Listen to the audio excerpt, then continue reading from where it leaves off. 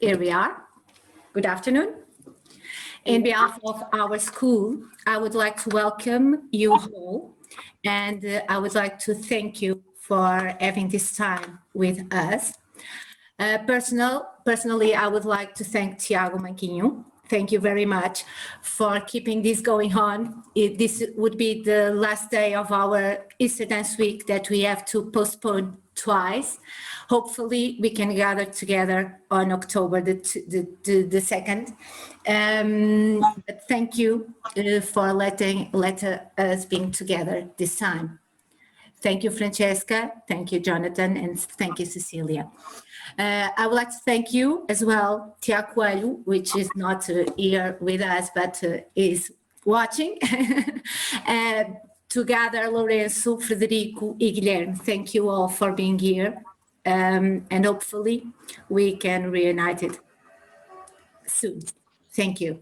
Tiago, now you have the word. Thank you. Thank you. Yeah, thank you for the invitation, for the third invitation. So after two canceled invitations to perform there, our last production that we do this interview. Yeah, and let's hope in October works.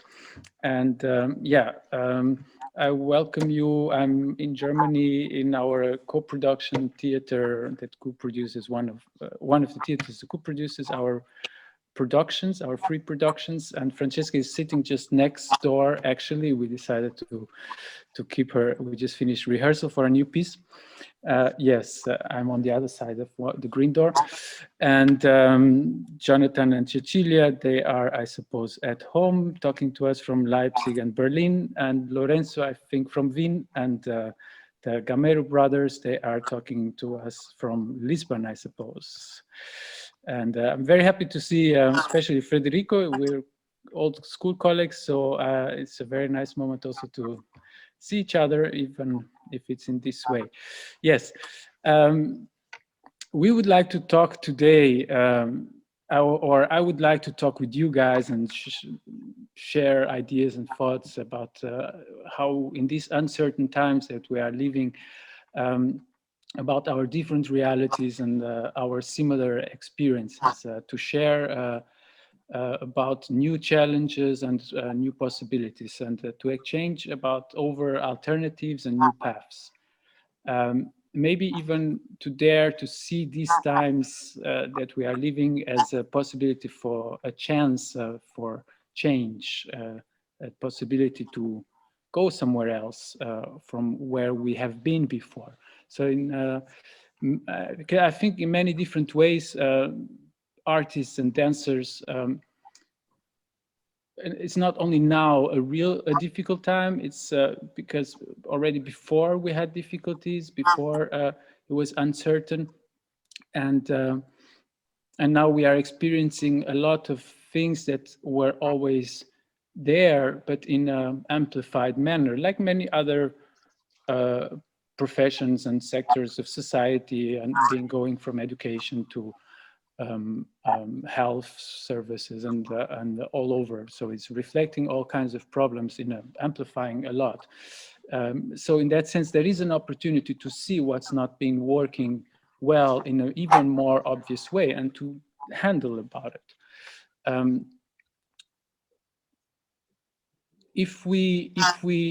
I would like to make a proposal for a perspective how to approach the answers, and so an overall perspective for the following talk. Which future do we want to build, and how can we contribute for that?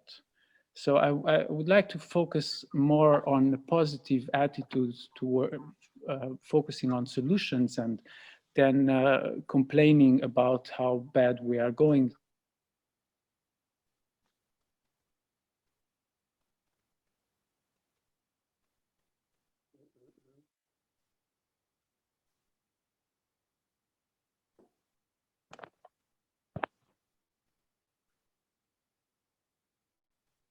Não sei. Alexandra?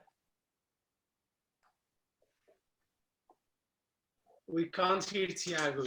I think we had a problem with the Okay, Wi-Fi because now, yes, because Yes, yeah, Tiago. now I'm with my own Wi-Fi. Like Yeah. I have the 4G signal. So he's like with his I computer. think it was So Tiago that went off. probably exactly. So probably is having. Yes, something is happening. Yes. I can. Yes, you can go. Just open the And you- door and Modern communication. yes, modern yes. communication, yes. So are we having a technical problem? Okay. Yes. Yes. There you go. Okay. So now you're on because before you were off Okay. Yes. because the Wi-Fi is not working for some reason. Okay. Sorry. Yeah. Sorry, guys. Then Well, luckily you now have. it's working. Now it's working. My Okay. wife. So, yes, Tiago is. Did you follow the first question that he was making about the positive attitudes? So maybe one of you can start. How And the Wi-Fi just works for one of us. So can you all follow me? Yes. No.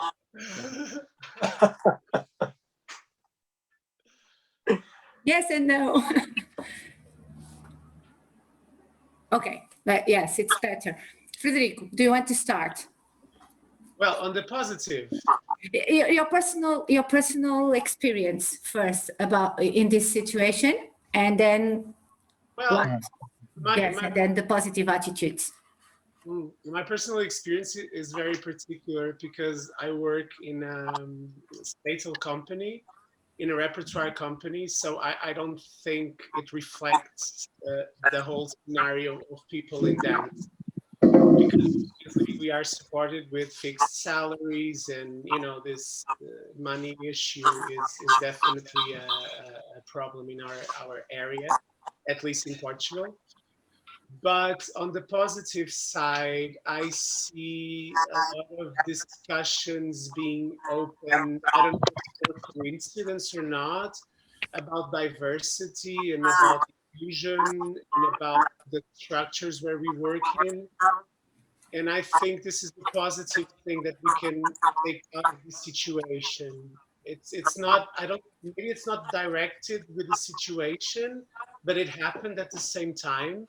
So it seems like it's a consequence of things. And I think this is a really positive situation where our type of companies at least are forced to rethink their representation of people, and this is one really nice consequence I'm watching in ballet companies like ours.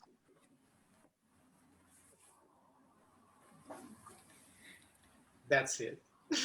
So sorry for the technical problems. I It's think okay. I'm back.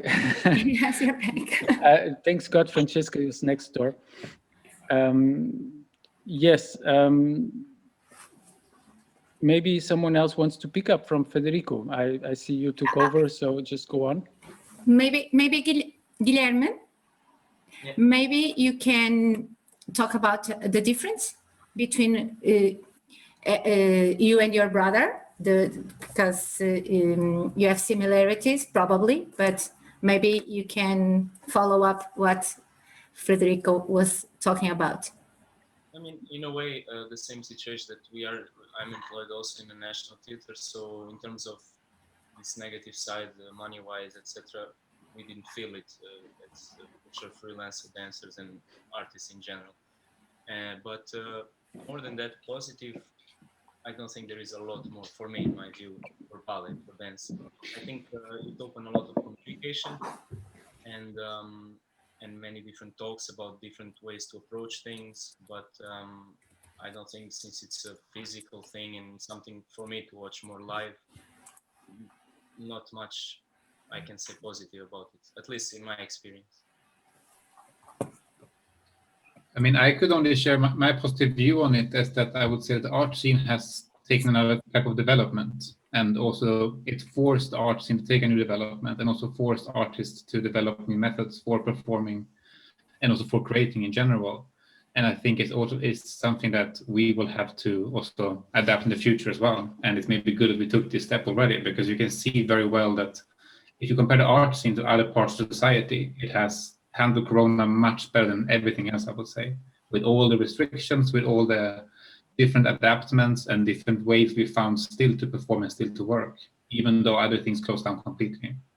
And I think also shows very clearly how actually good the art scene is in compared to other fields of society in general, like how well developed we are, also how communicative we are with each other, and also our strength in just being creative and finding new ways.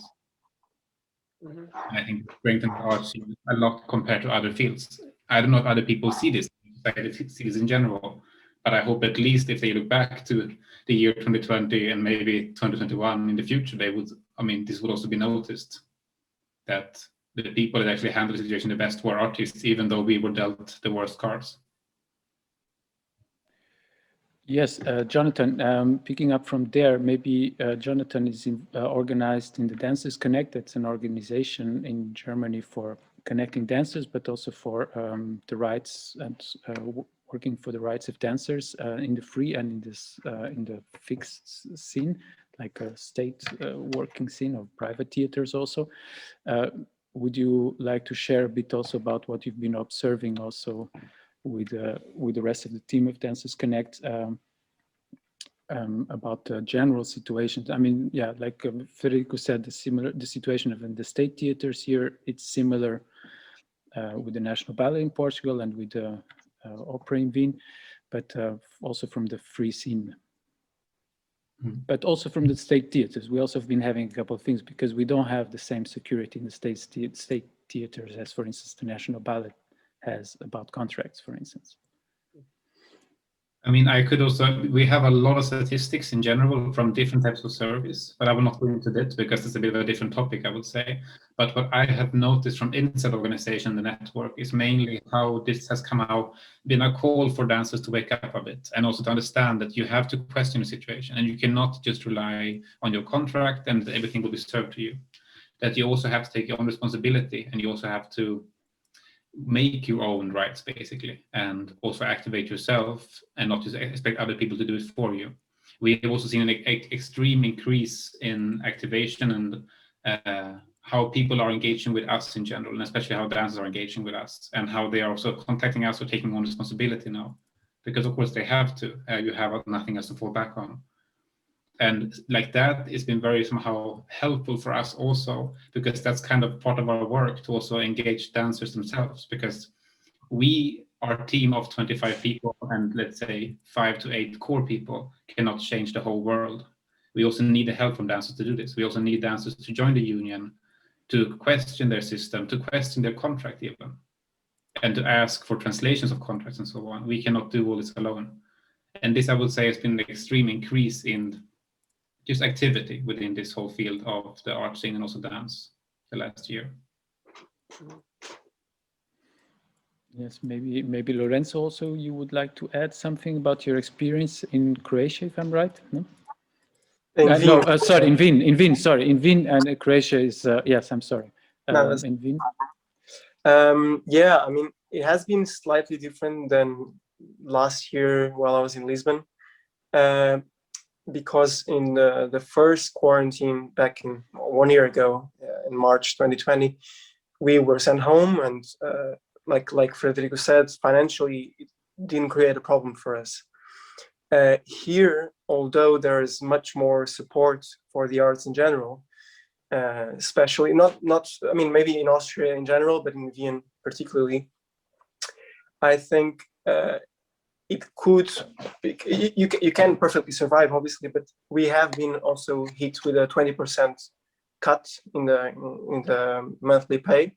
We also work less, obviously, so it has been a bit different. But at the same time, we still managed to go and work every day and do at least half a day of rehearsals and whatever is needed. So it's true we have been hit a bit, but we are still allowed to have a space, and I know that hasn't happened everywhere else. So, and also I have to say, not about me, but when I was in Portugal, because here in Vienna I'm not so inside of the whole politics and the situation with the freelance artists, not just in dance but in general arts, is that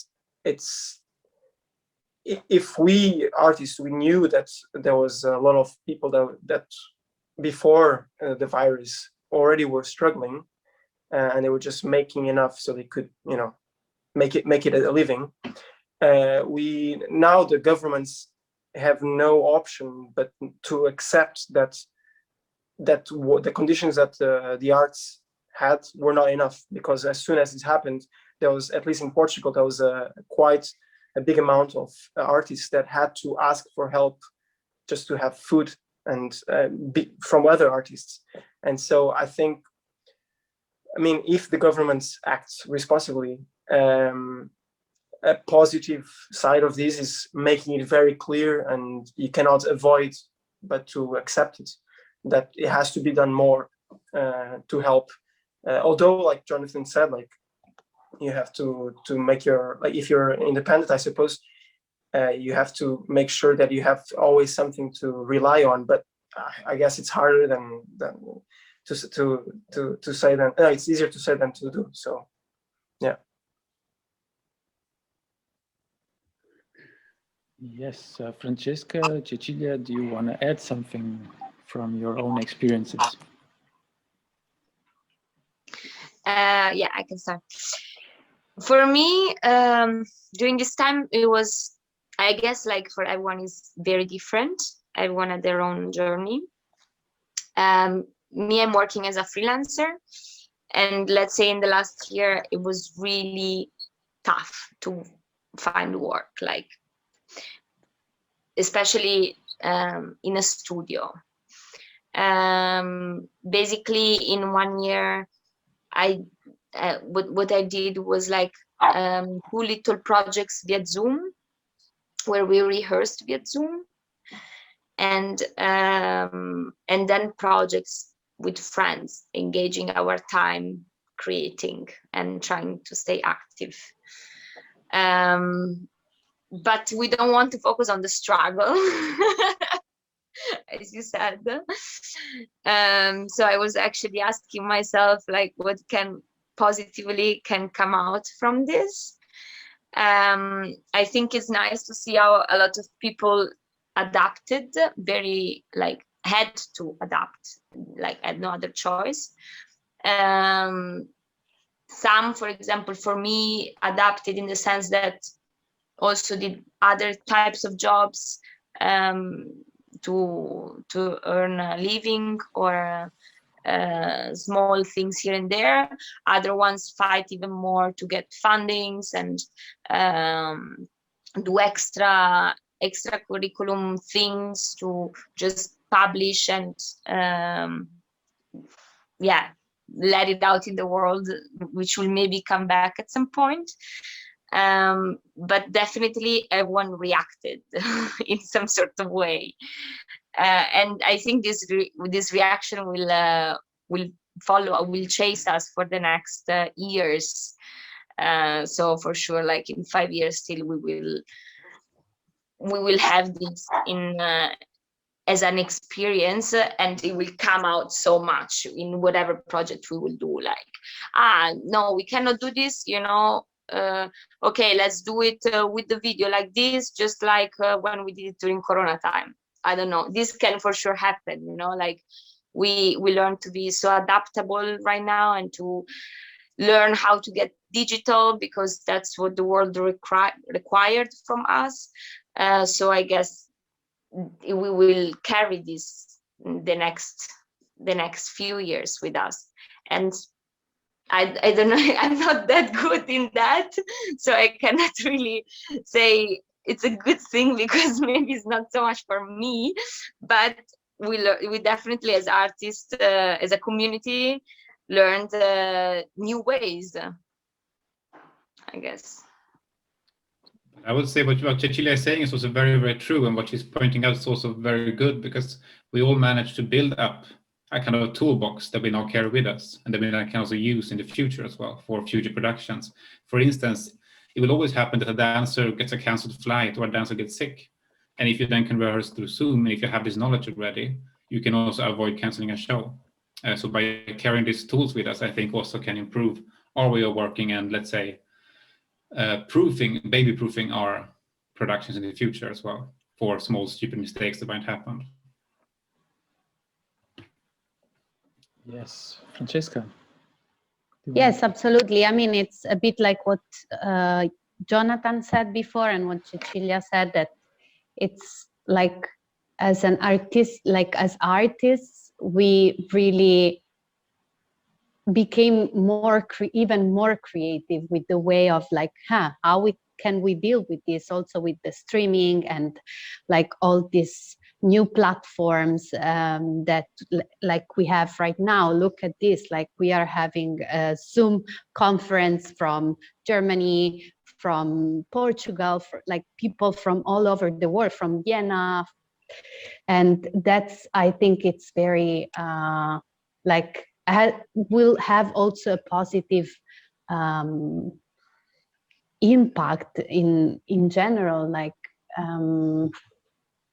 yeah. So I don't know, for me it was also very interesting to see how I could actually manage with the situation, especially in the first moment, the first period. I was like, of course, like everyone struggling at first, and then I was really diving into something that like in this, like creating a new toolbox for myself, like going also into different directions. And now I'm using these new tools that I have to in the studio, or you know, it's also very nice actually to have creative process, you know, and not just focus on the performance itself, but like be involved in the studio, because actually our job is 80%, 90% in the studio. And I really enjoy the research and the like without having like a real pressure, because sometimes maybe you have like just a residency, because right now in Germany there are a lot of foundings also for residencies, and so without having like a full performance, maybe it's just like a video, or like to present a small like the research you had in that period. But it's like I really enjoy this, like to like be in the studio and play around. Yeah, Jonathan, you. Jonathan. Yeah, I mean, that's also, but I also feel now a bit, being a bit too positive is also a bit dangerous in this situation, because what has to be also said is that, yes, we build our own toolbox and we have our life vest with us, but also this cannot be the future as well. That no, absolutely. I mean, yeah. Yes. Yeah. The future, Yes. that's also like, the dancer, they survived 2020. Well, then why should we pay them for residency? What do they need studios? And it's also very important that this is just No. This was yeah. Yes. No. This was not my message. Yeah, Of course, like, not at all. I didn't. Not I just at took inspiration from you, Francesca. I didn't read anything. Yeah. Can I take that cue actually? Because also Cecilia said like we want to keep positive. Well, to build up something for the future, we do have to recognize the mistakes from the past.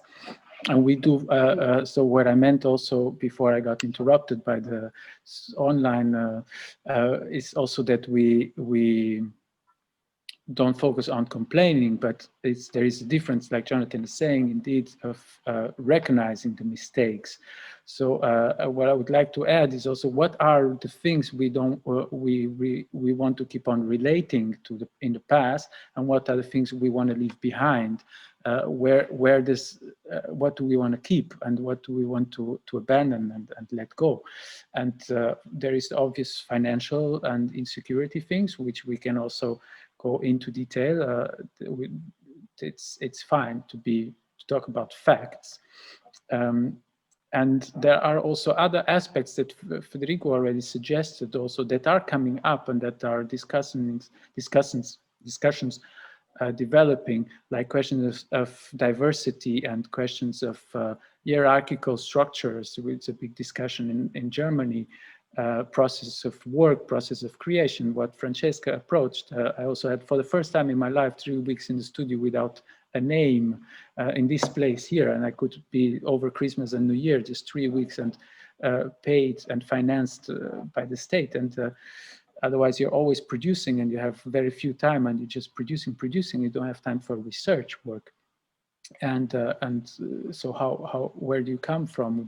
Where is your art coming from if you're just like emptying up the pots, you know, like just delivering? So going from the financial aspects all the way into social aspects of identity questions also. Questions of diversity, questions of hierarchical structures, methods of working, but also creative and artistic approach to the work, and what do you want to leave behind, and what would you like to find in the future? Or yes.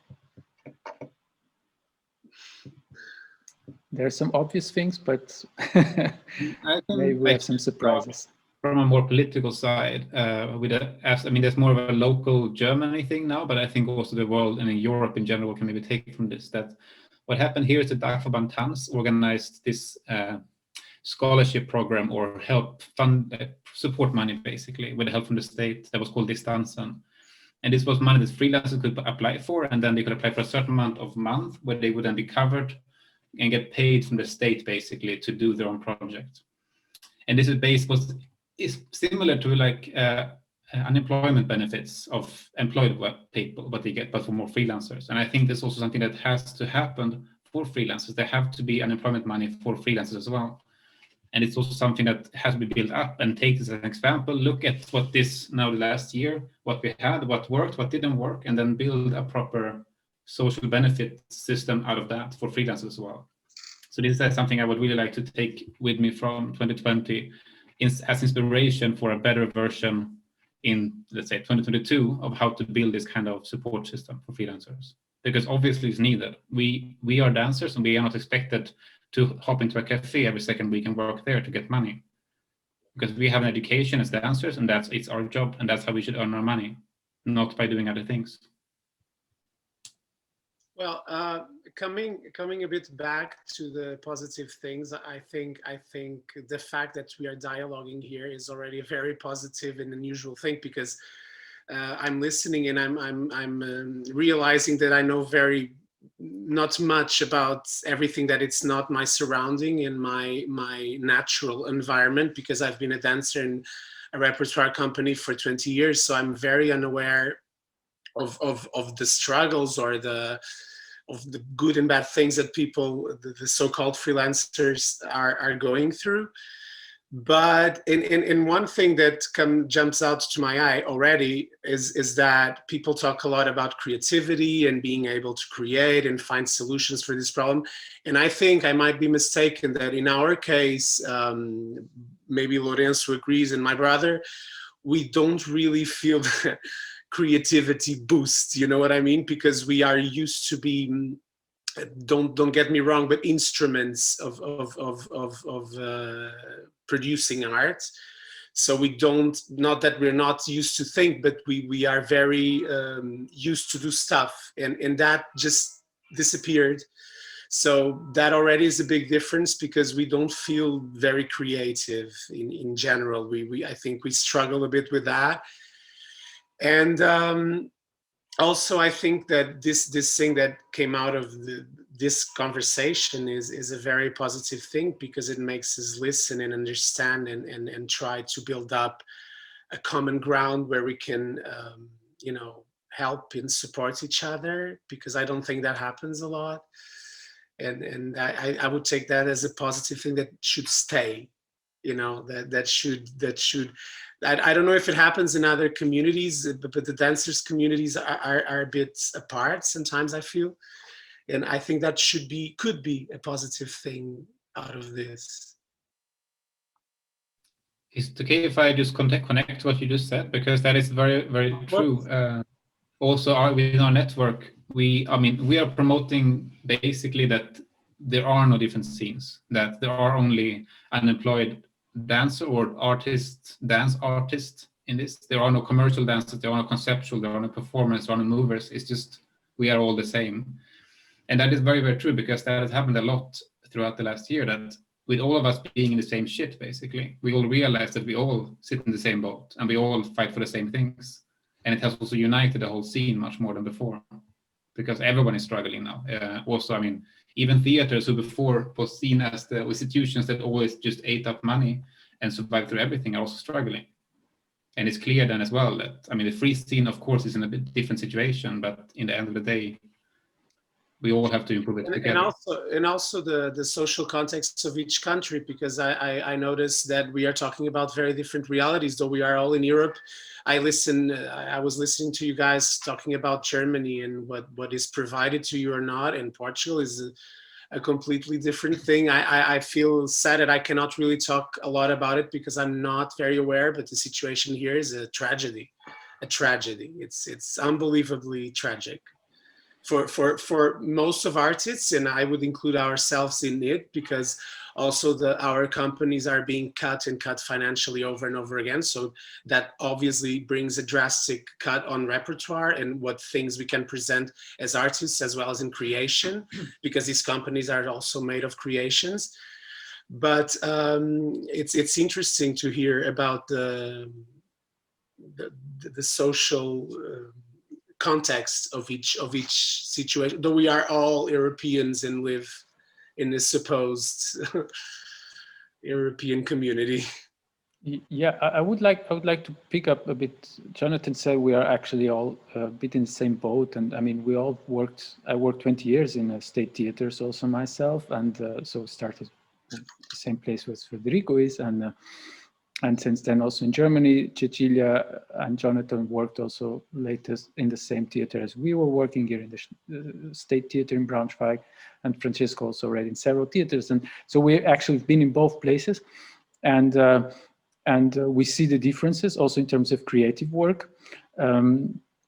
Even though the diversity of theaters in Germany allows us also to have in the state theaters a very high level of creative work, on a different approach than maybe in Portugal. But I think there is indeed common grounds. I think this situation affected very fast the free scene, because there was no support structures, like Jonathan said, about unemployment money, and a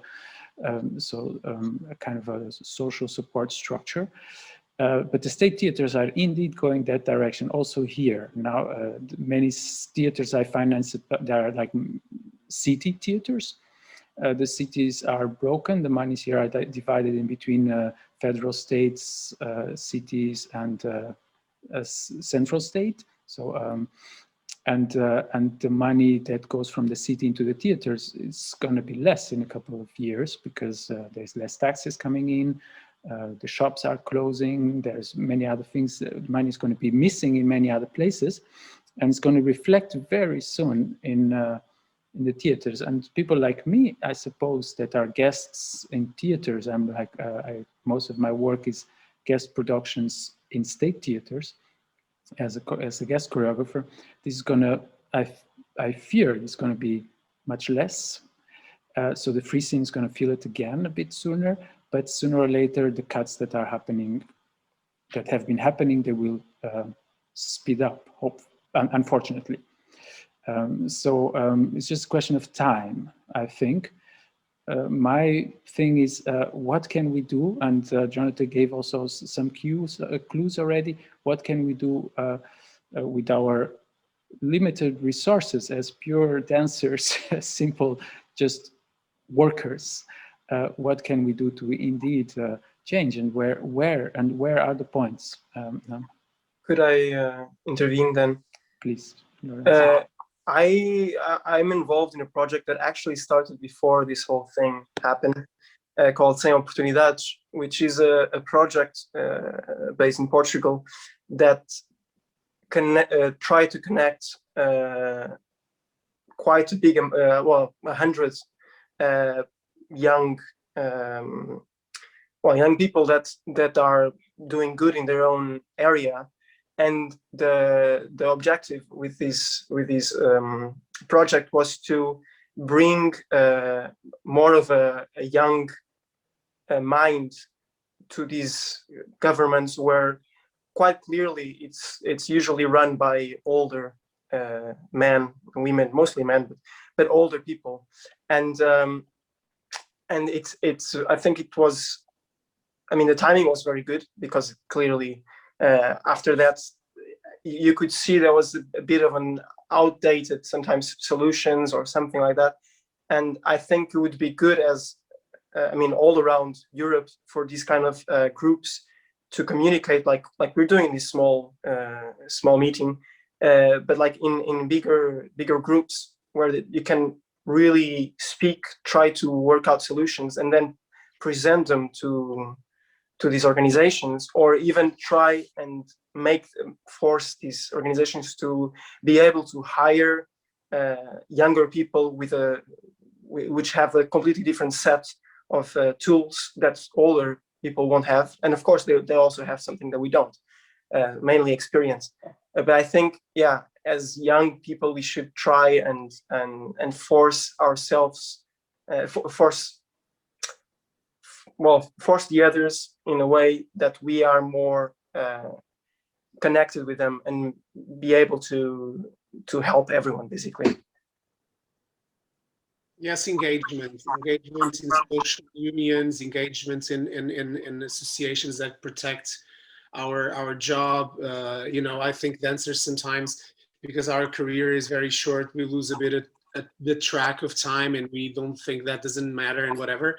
And I think I try, at least in my company, to make younger people very aware of this, of how important it is for us as a class to have a voice, to speak together. Even though we might disagree on things, we should speak together, because we have, like you said before, the same interests. And at the end of the day, we all want the same in different shapes. But it's up to us to engage with that social work, which is also political in a way. And sometimes we tend not to be very political, but sometimes we have to be, and to take positions about things and fight for them. Yeah, I would put in the room political as concern for social questions, and in that sense, not to be, if we are concerning with social questions, to really dare to be political and change a bit the perspective towards being political, what the negative side of it that we often associate with it. And in which ways can we be? There is, of course, the obvious. Jonathan also said, and Frederico said, also organizing ourselves, going structured. But I'm also interested in which way can we, with our work, there is I believe that we have different tools also than other workers have, and we should definitely use the tools of much more, the tools of uniting and getting into unions and getting into structures, and to make the voice in let's say more traditional forms of making ourselves present. But also we have a tool of art, and it's a very strong tool if we are aware of what we can do with it. In which sense, in your opinion and in your perspective and your experiences, can that play a role? Can that play also a role to strengthen that position? Well, if I might speak, well, first of all, like you said, art brings awareness, but sometimes I'm a bit afraid because the audience that comes to the theater is a certain kind of audience.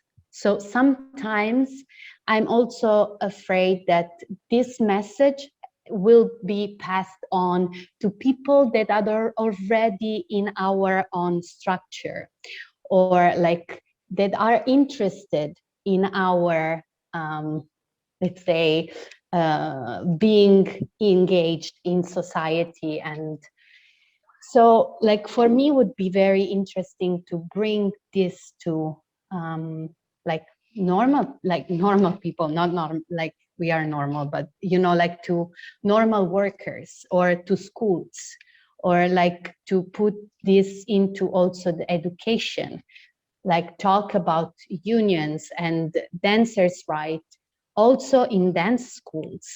I didn't know there was a union before I started dancing in Germany, and I was already dancing for so many years without even knowing that I had the right to be paid, have like days free and all that, you know. And so somehow for me it's this is what we should do as artists. It's like we should speak to also not just our circle, so that we always keep it in the bubble, but go out of our bubble and just bring awareness to the rest of the world, of the people. Jonathan. Yeah, I mean, what you say there is very true, because I also have a lot of experience with doing outreach programs, which basically is what you're saying in a concept, that you also reach out to communities, youth and kids, and minorities can also be in different ways, and reach out with art and to also show these people dance in this way. Because we went around in Sweden then for 3 years, visiting a lot of small villages and very young kids, and some of them have never seen dance. Some of them have never met a person that was not born and raised in Sweden. Also, they have never met people that are from abroad, for instance, or with different skin color as well. And I think this is something that art can really do, and we can also bring it without being too political. We can also just show a different world, a different perspective to these groups of people that they otherwise wouldn't get in connection with.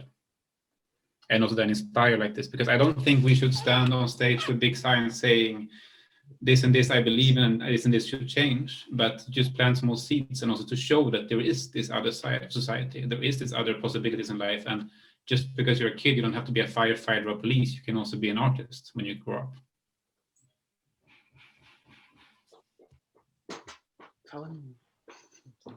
Someone else wants to. Well, I would like to add, actually, when like I said, I was very not creative all this moment, but one thing that caught my attention, it had caught before, but I think our society treats older people very bad. This was something that always concerned me a lot, especially because we are dancers and we know what that is very early on. So this society that thinks everything is old and used and done and whatever. So one of the things, this is not an original thing, but we've done this work with Alexander's school, the solidarity work, the work that we put our talents at the hands of solidarity, so that the profit will be for an association or not for us. But this time particularly, I thought we're still working. Well, Tiago is not here, but I will continue. We are still working on the possibility of going to care homes to do some little things for older people that cannot leave these houses. And I thought this was very, very bad. And I thought, how can I try to make this situation less bad? And we thought about taking our art to these places as much as we can. It's still a project, and as we all know, care homes are being vaccinated and all these dramas and stuff, so we need to wait, but it's something on the table, which I think it's positive that we remember the people who suffered so much in this pandemic, and I think that's a good thing. We lost. Oh, yeah. But I have this. Sorry, Tiago. I have this question that I was hearing all you talking, but we have this part that is the community, and I think working with the community is the best way to reach more public.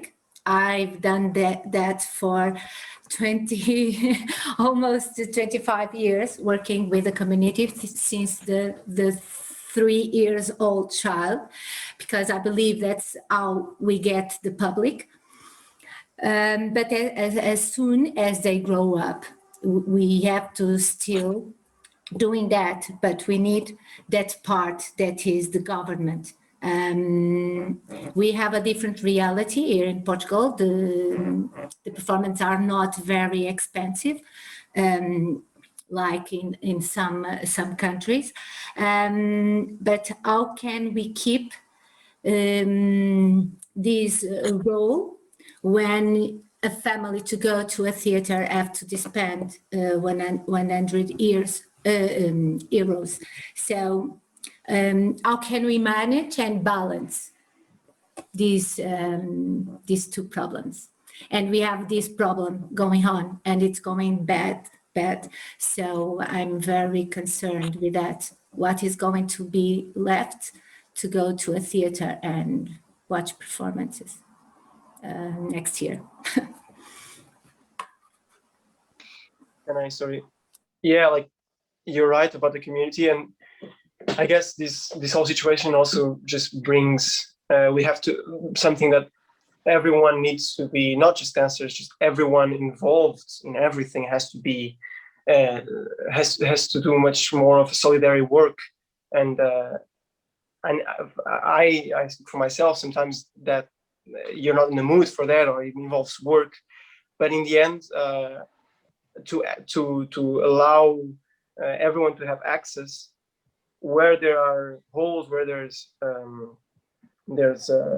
a missing platform, everyone has to make their own efforts to try to add some solidarity and to help, because if you spread information, then in the future those roots will bloom into flowers, and everyone will get better. I mean, maybe this is a bit too, maybe I'm acting like this is easy and this would happen for sure, but we don't know the future for sure. So we should try as much as we could just to help and to bring as much information and work to everyone, and then see how it goes.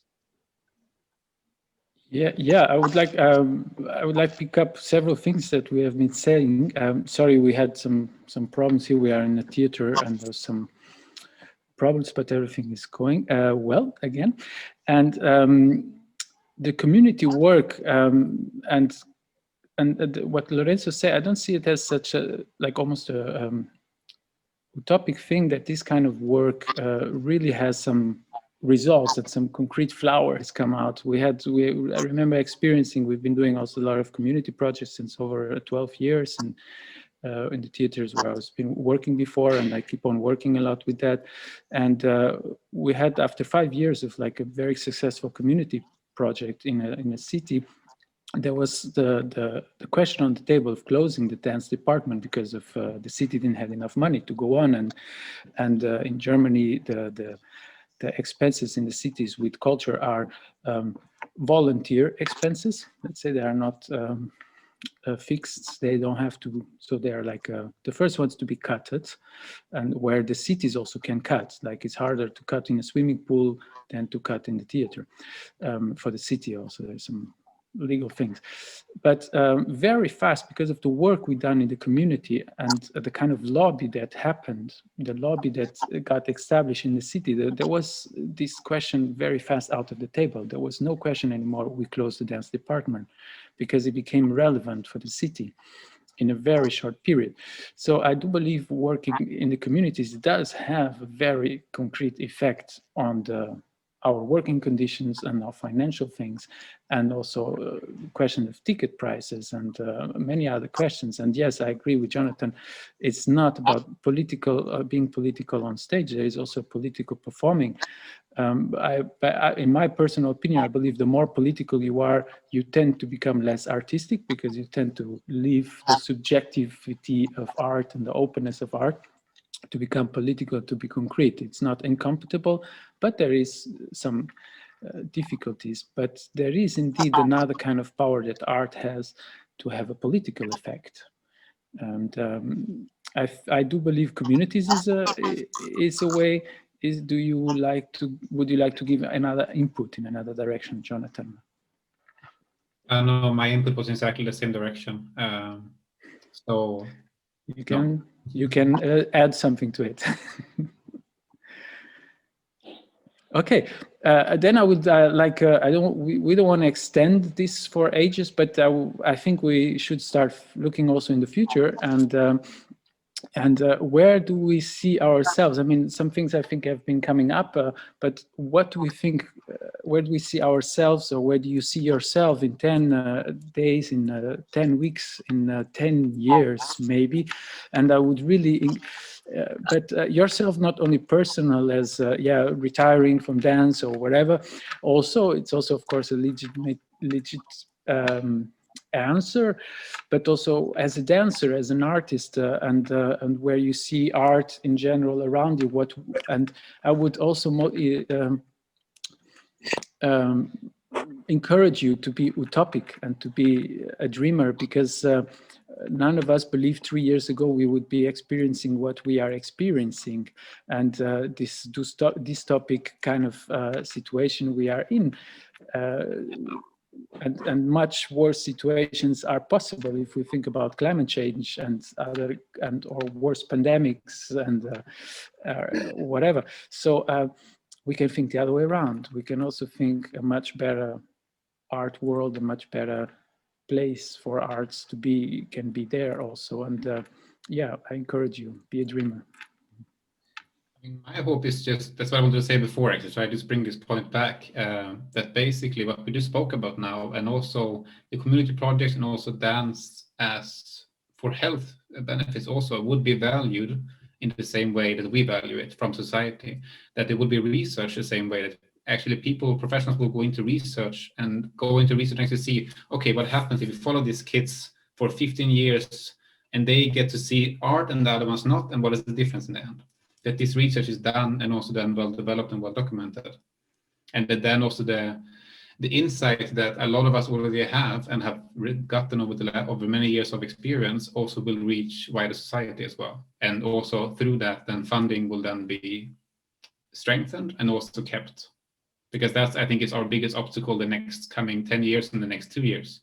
How do we first of all improve funding, but also mostly keep the funding we have now and not make it worse?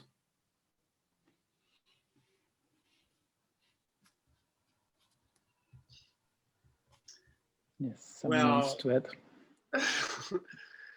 I don't know. I think we live very dystopic times because things are very unclear. But yeah, we can look at the negative side of it, which is a bit scary. And you know all these social networking involved in our art, and all these videos being made of people dancing that are considered to be dance. You know what I mean? It's a very unusual time, so it's very hard for me to be positive about it, because I like human contact. I appreciate the breeding of a theater. I appreciate this. So for me, it's hard to be positive. On the other hand, like I said in the beginning of the conversation, many discussions are being opened that never were. And I think we are about to see some actual changes about some things. I don't think there's a going back on that. So my only good thing in the future would be that. As a dancer, like I said, we have to try to reach the communities and show our art and make people dream and think, and and try to build up a better society as much as we can.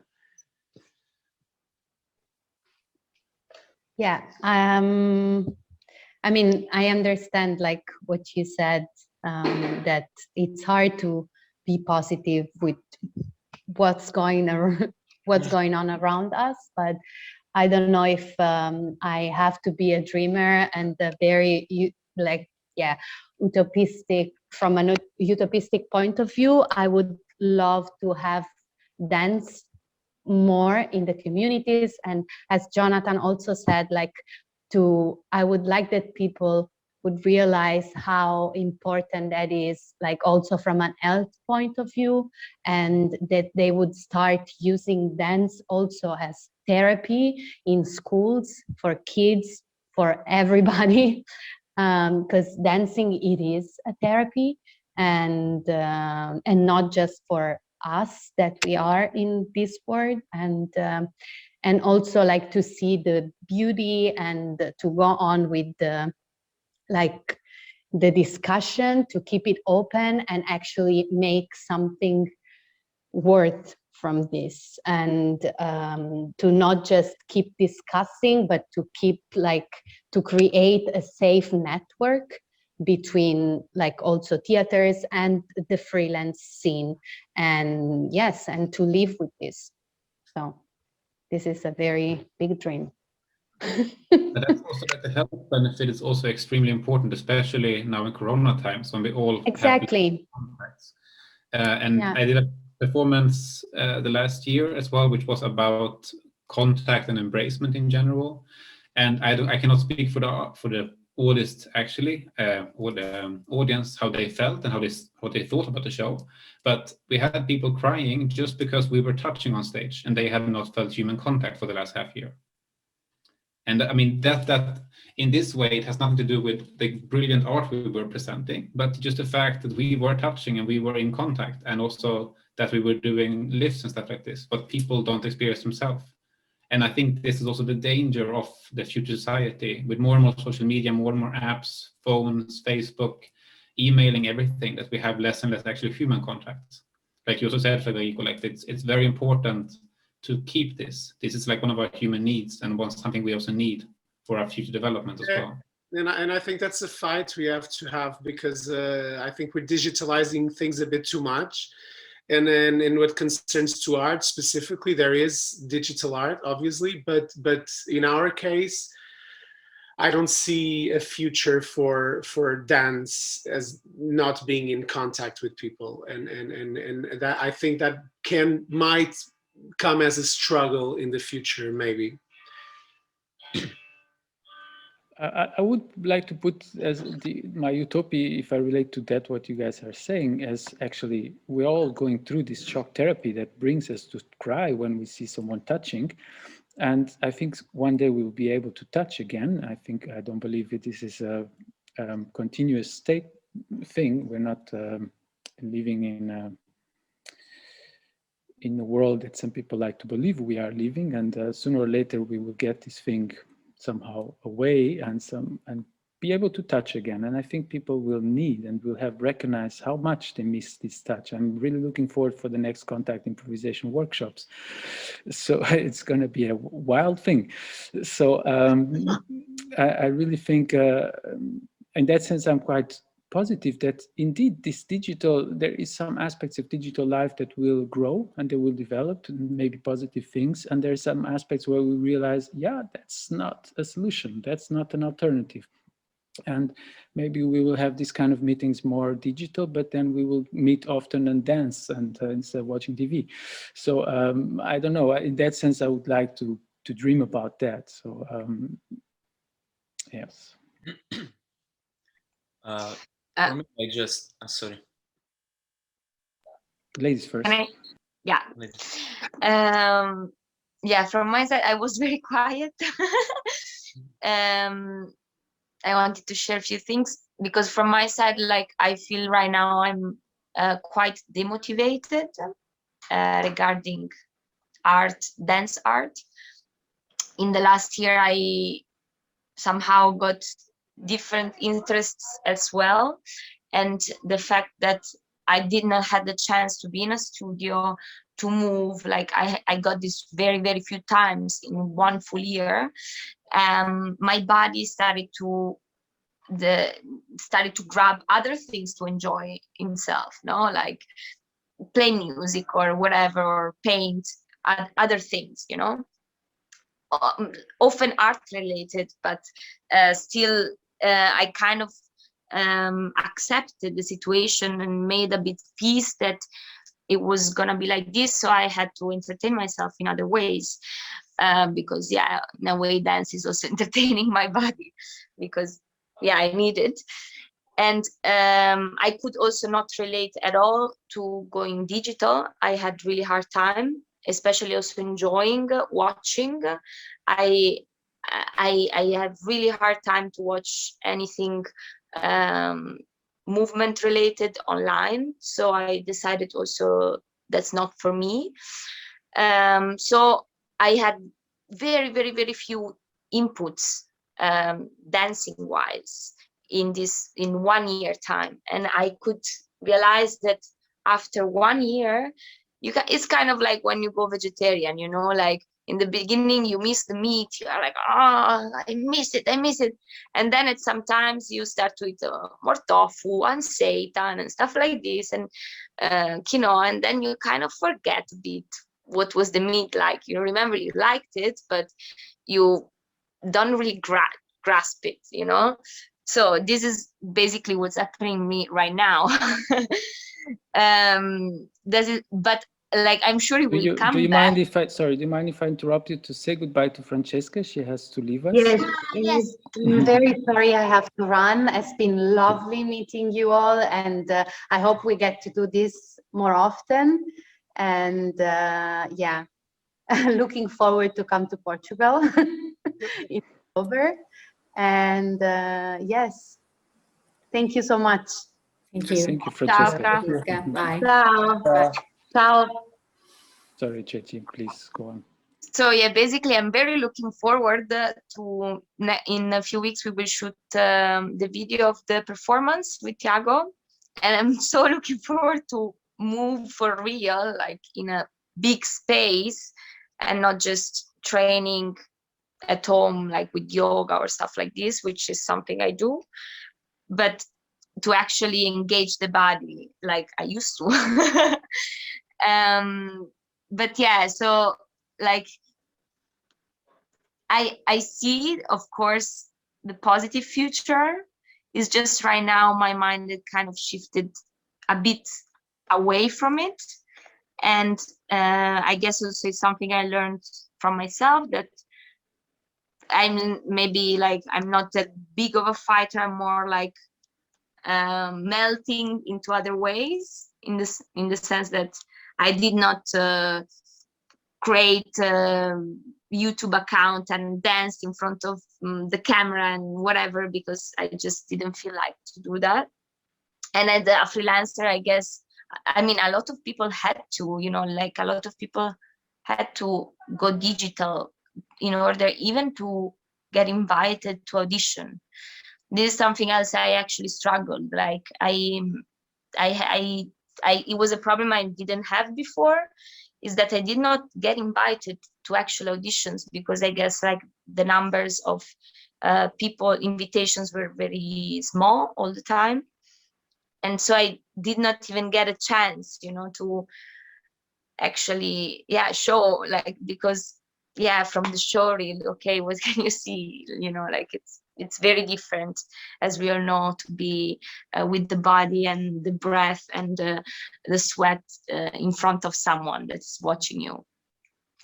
And so yeah, I just wanted to share this little thing. I kind of deviated the conversation to somewhere else. No problem. But to go back to the utopia, actually, what I realize now, and what I think it will happen much more, is that people will gather more in communities. Like in this 1 year, I think every one of us, because couldn't get was basically not allowed to get in touch with especially new people. Every one of us, I think, got even closer to the few people, or few friends that we were in a usual contact with. Like, to give an example, this friend of mine, I didn't know her so good, but we decided to meet once a week during this time, this pandemic, and we got so close, and like it got really exclusive, you know. It's something that without COVID it would not have been, because we would have maybe met once a month, let's say. But because we decided to kind of engage towards each other and to be careful with others, but we would still meet the two of us, then we created this beautiful relationship. So I think also maybe it happened also to you that in this time you got so much closer to friends that you actually knew already and did not have the chance to meet new people at all. And I think in me this really turn on a fire of the need of community, like in the sense of just collaborate with friends and have nice time. In like now I did a project also with another friend, like you do this, I do this. Of course, this is not the solution right now because we also need to get paid and we also need the fundings to do that. But my wish, my utopia for the future is that we can have fundings to have more a community sort of freelance world that doesn't necessarily involve just dance, but also other kinds of art mixed together. Yeah, so I think we're all kind of going a lot in the direction of a collaboration and solidarity and more of a community feeling coming actually out from this being separate and being, or maybe this common experience as a society, that everyone somehow in different ways, in different parts of the boat, but somehow all passing through the same. Jonathan, you also wanted to add something? Yeah, well, and Lourenço also? Add to what Ceci just said, basically about this community. And it was because I was also attending the Deutsche Tanzpreis, this big conference connected to it. It was a very German thing in this autumn. And it was also spoken about there, basically, concepts for future funding and how there was suggested from many artists to go together. Let's say 10 artists, now it was dance artists, go together and they apply as a collective, as a group for funding. And then they get the funding and then they themselves divide the money within themselves. Because some people might want to work and then they get more money. Some people will do it later. Instead of we have politicians sitting up somewhere in some office somewhere, having no idea what to do and deciding who's going to get 10,000, who's going to get nothing. Then the money is then given to this group of people and they decide then within themselves who gets the money at what time and who gets what, and also how to collaborate. And it's such a more efficient system, basically. And this is already like exactly what Ceci just mentioned now. And this, I mean, in Germany at least, I heard it is also already worked on. And I think it's a very, very good concept to also take after in the future as well. Yes, Lourenço. Your microphone? Nós não estamos a ouvir. Microphone, Lourenço. Oh, sorry, guys. I'm always muting and unmuting. I wanted to go a bit back to what Cecilia was saying. Her sentiments over technology, I mean, dance in a digital form. And I'm also, of course, not the biggest offense. You lose all of a lot that makes it art. A lot of the like you said, the touching, the smell, the noise. Like like the digital takes away a lot, as we all know. But I also wanted to say that I know that it has to do a lot with rights. But before the situation, I barely had any opportunity to watch any full-length work online. There was almost no possibility. There was a few, obviously, the national TV channels. Sometimes they do this kind of work, but it's not so common, and you cannot really choose from which company you want to, from which project you want to see. And it felt really good to have that opportunity to watch so much variety. And I would like to know if it's possible, or if it's not, why, that in the future that maybe the audience and the communities could have much more access to, because a lot of, like in Portugal, there's very few projects and companies, and wherever these companies are, they're usually based in the big cities.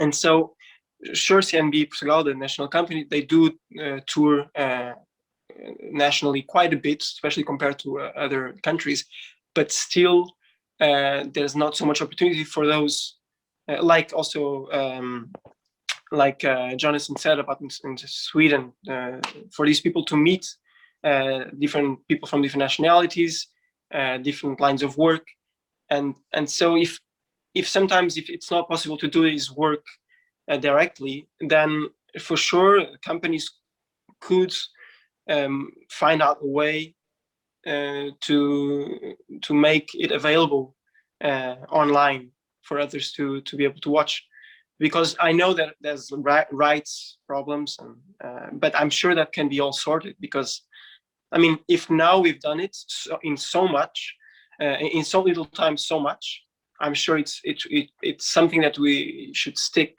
and maybe not in such an amount, but have a bit of just to be able to reach more people. Yeah, I was going to grab a bit on that because I also, one of the few things, I'm not also very digital, as you can see, I'm very quiet, but I like a lot the human contact. But one of the few things I really enjoy was to see several full-length ballets from different companies that, just sometimes you cannot just travel and go somewhere. Of course, this will never replace the actual watching it live, but I think especially if each company or country, whatever, if they put it out for the international televisions, etc., much more people that don't see ballet or are not interested, maybe they will pick up that interest and start to maybe come to theaters and so on. And I think even for us dancers to see other companies and other types of dancers to watch them, even though it's in video, I think it makes us also grow as artists. And about my wish of going forward, for me is a bit simpler, is just to go back to perform again normally, and to see the audience and to feel them, to be able to breathe normally without mask on and so on. This I would really like, and I hope soon this will be possible. But yeah. Can I reply to this? I want to also show another side from it, because from my experience, for me it was basically not possible to watch something as a full-length piece. Like, personally, incredibly boring. Even pieces I'm with you, I'm the same. Like, incredibly boring. If I have to be true to myself, I sometimes push myself, like, this choreography is amazing, I really want to see this piece, or I really respect her work, like, I have to see that, it's gonna be great. And then I finish it and I'm like, yeah, it was nice. But if I really have to really be true to myself, boring. And even this is, of course, very personal, also how you relate with being entertained, but I have, not just me has this experience, actually a lot of people, and especially people who are not into dance. I see it from some friends and my boyfriend, for example, that they're not used to see dance. So also they're not that interested in what something we might catch as interesting, because maybe was never done, or maybe was a special step, if we want to be more fixed on steps. But like what you see on screen nowadays, it's different, it's made for the screen.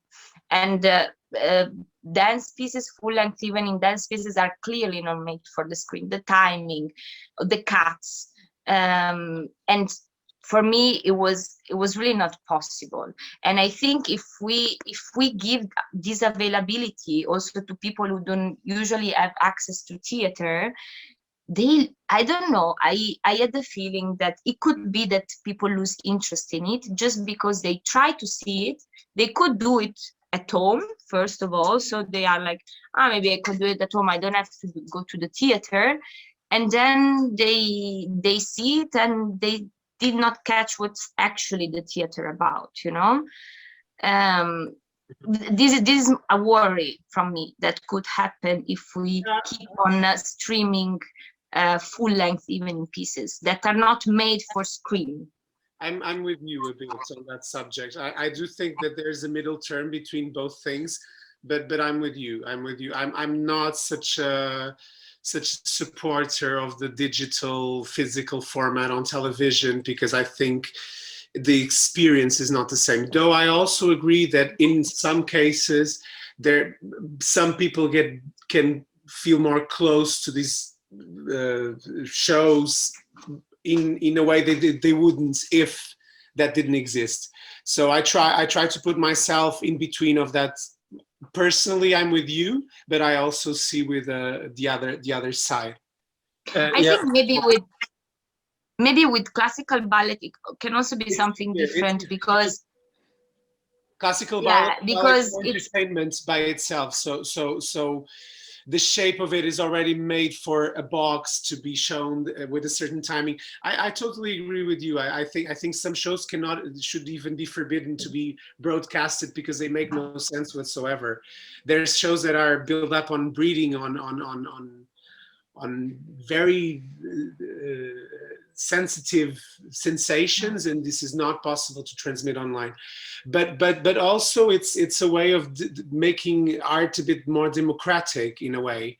You know, you give the possibility to everyone to see everything, and then they would choose. But I also agree with you. I'm not such a But that's why I said nothing replaces the real thing. Yeah, I was just yeah. saying there is DVDs made. Of course, many things that were shown in this time, they weren't made for the TV or YouTube, whatever. But things, DVDs that you don't have that many. They are filmed differently and more, I would say, still entertaining. But that's of course personal opinion.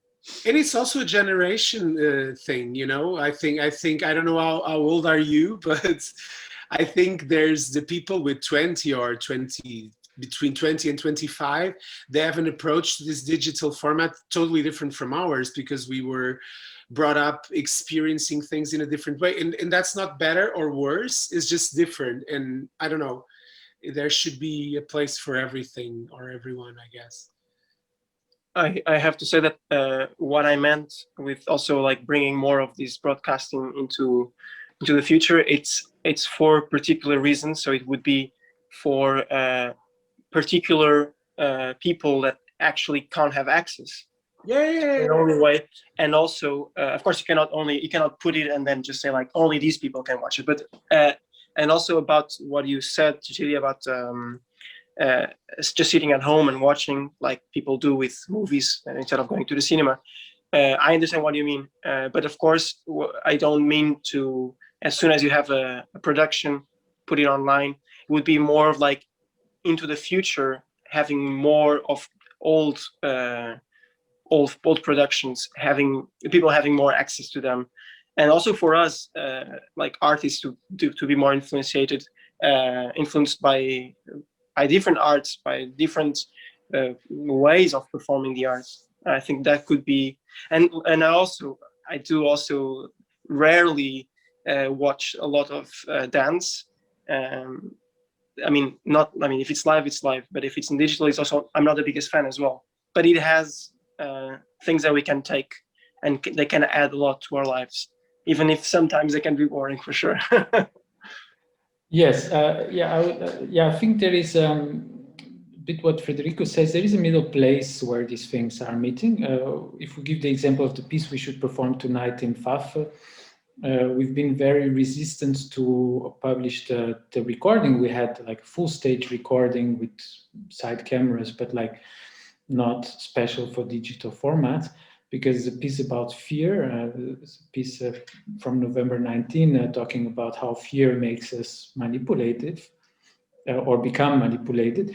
And a lot of these things get lost. But we decided now, because we got the funds also for it and the support, to stream the next following weeks. So to record the piece extra for streaming, extra for an online format. So I'm very curious also to see how we are able to, with a different approach from the camera, to bring a bit more of the experience that you can have on stage or in the theater. And I think that's maybe a path to go, because it is true that there is the possibility of ruining the image of what dance is for people who never had contact, but also to really establish a first contact and bring curiosity.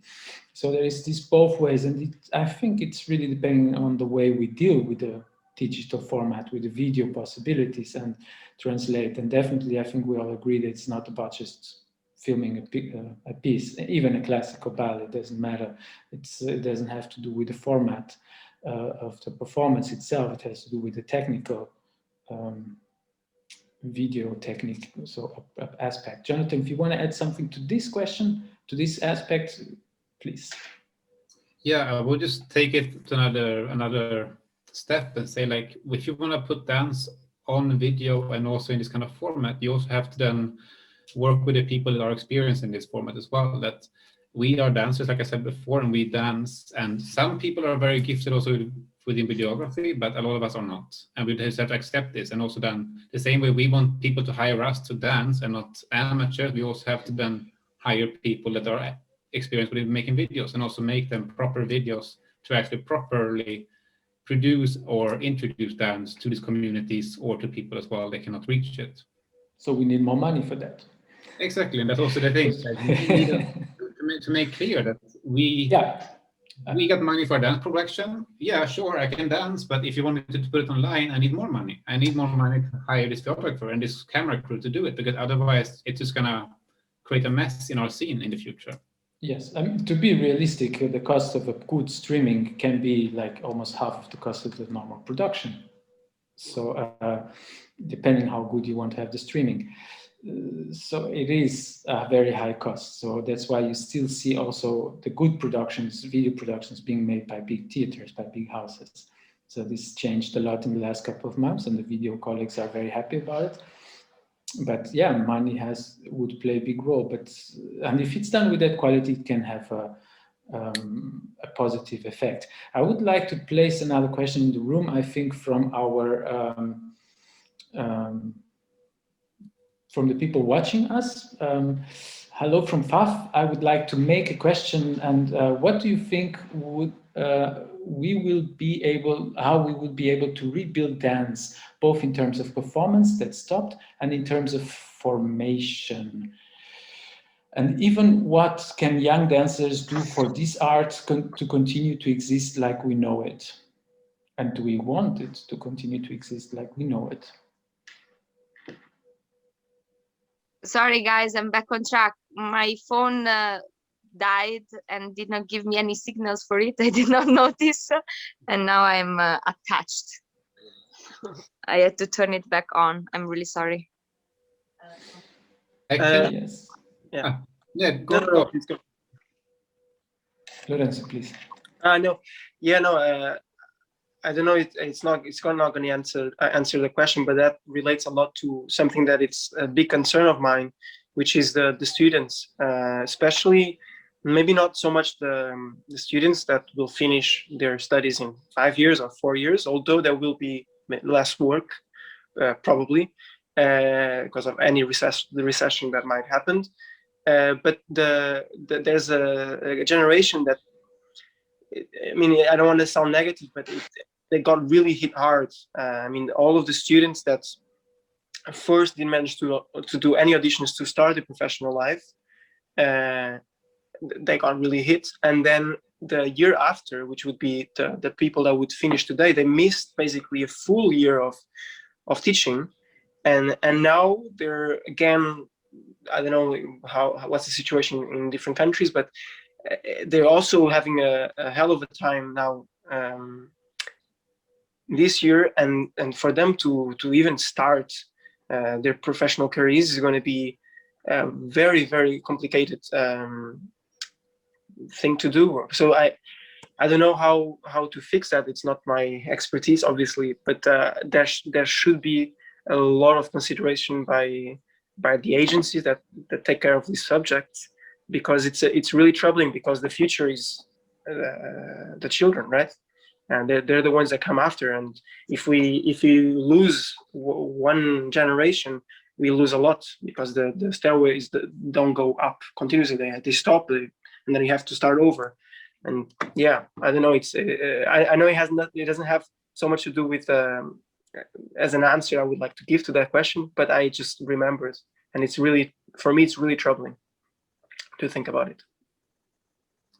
Well, there is an answer inside of that what you exposed, that we do have to invest in those generations even more than before. That we do have to invest even more in education. We've been speaking about also on different levels of education, also towards the communities in other school formats, not only professional dance education, but indeed there is a clear tendency in our talk for the last hour that there has to be a stronger investment in the community and in the growth of access to dance and arts.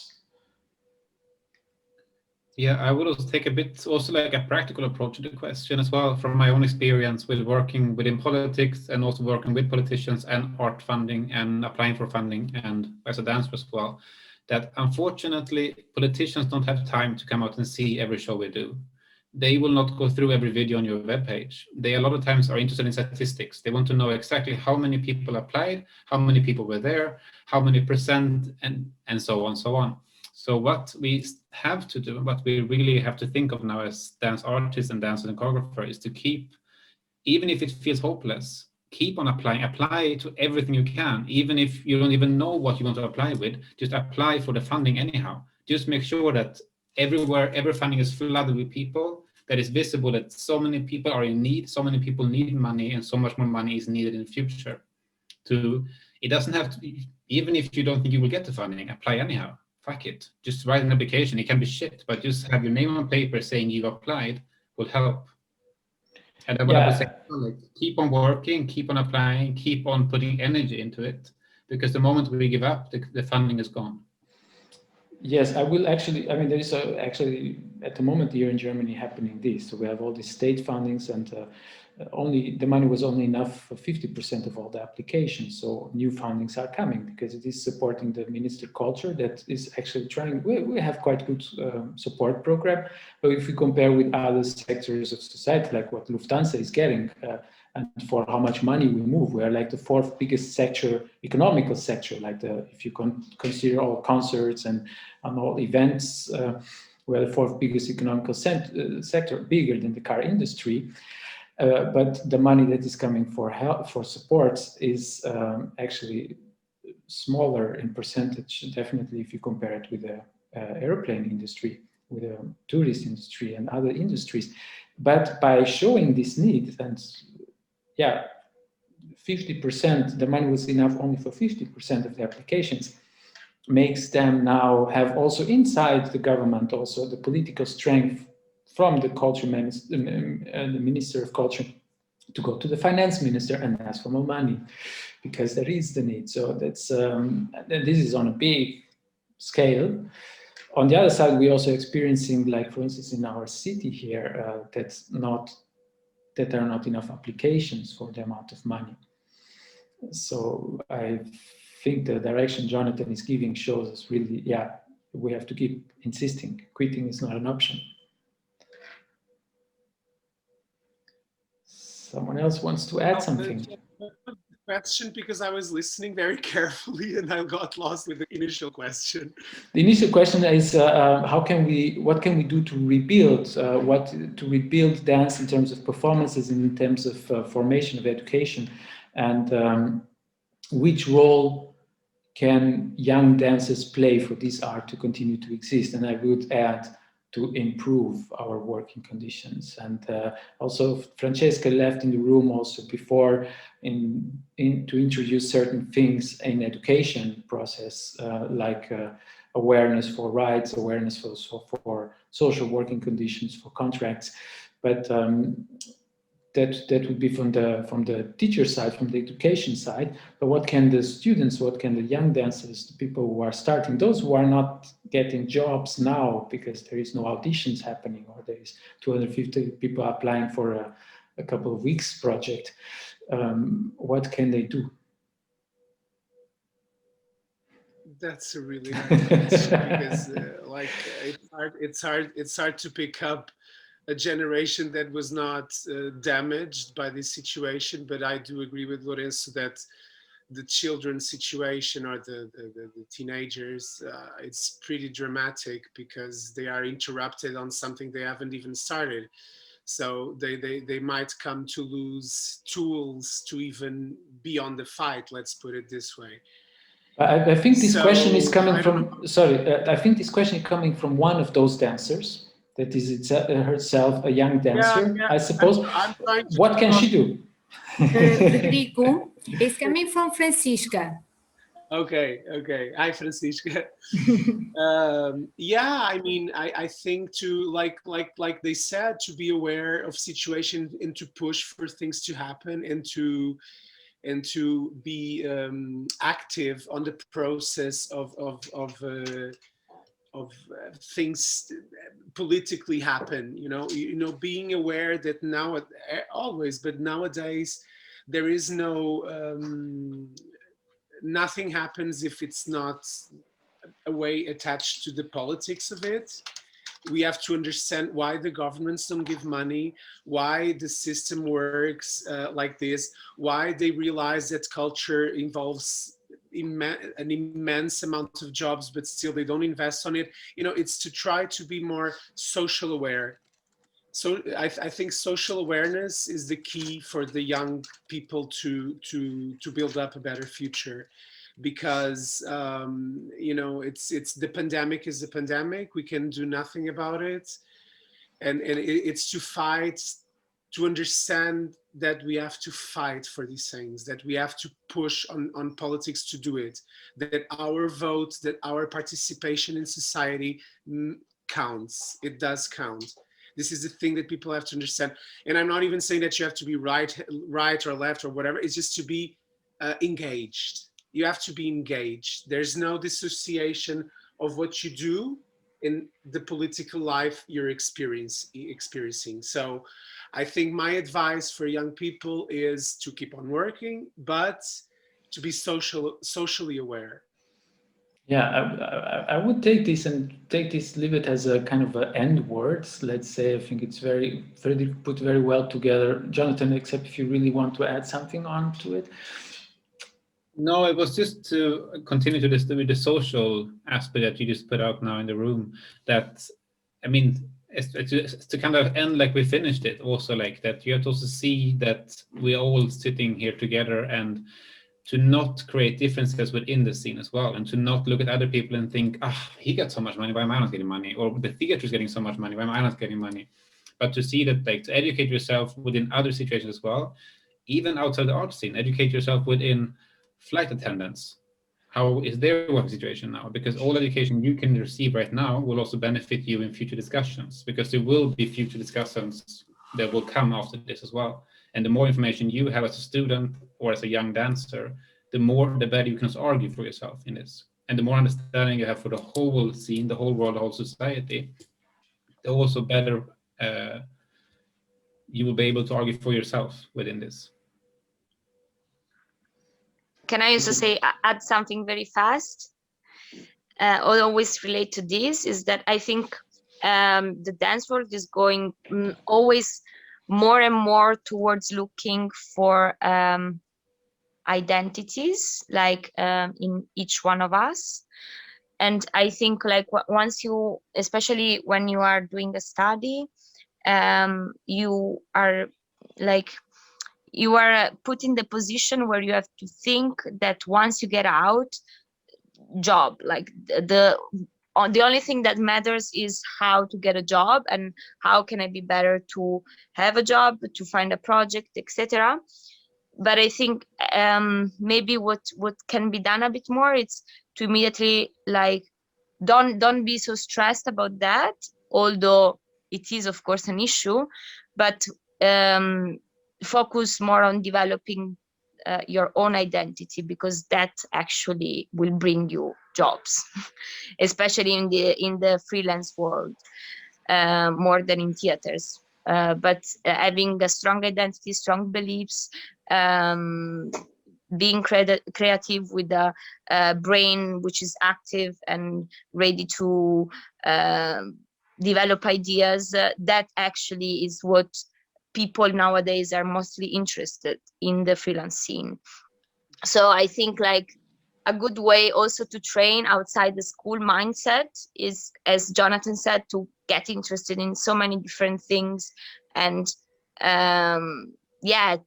like develop develop your identity to then be strong for yourself and say what you think and do new things, let's say.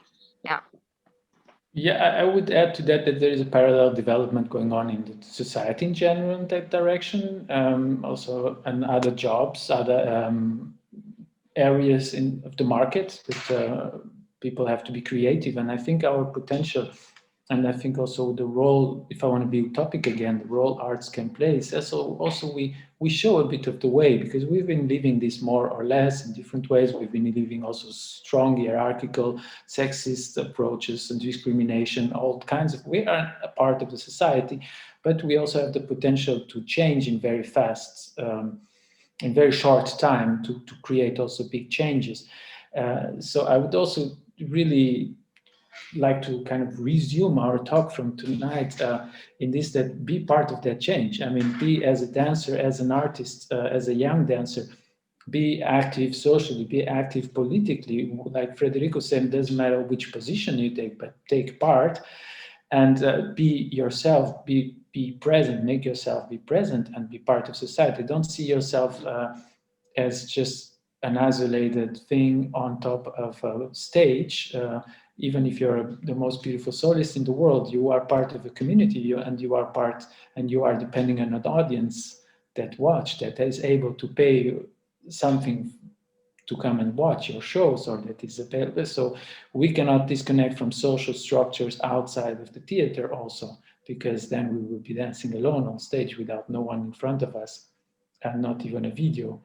So I don't know, if no one else has anything to add, I would like to thank you very much for this beautiful talk. I would love to go on for hours and hours, and I'm sure the people at home would love to go on with it. But I think we've been now 1 hour and a half in it, and I think it's a good time, because things also, like a good dance performance, if it goes too long, and often 1 hour and a half, it's a good time, it can get ruined. So, and we know that Zoom makes it tired. So I wish you all a fantastic evening, and hopefully that we all meet live, and that hopefully in Portugal, and that we can go on with this talk and other talks. Thank you very much. Thank you. Thank you very much. Thank you. Thank you so Bye. much, guys. Thank you. Yeah. Thank you.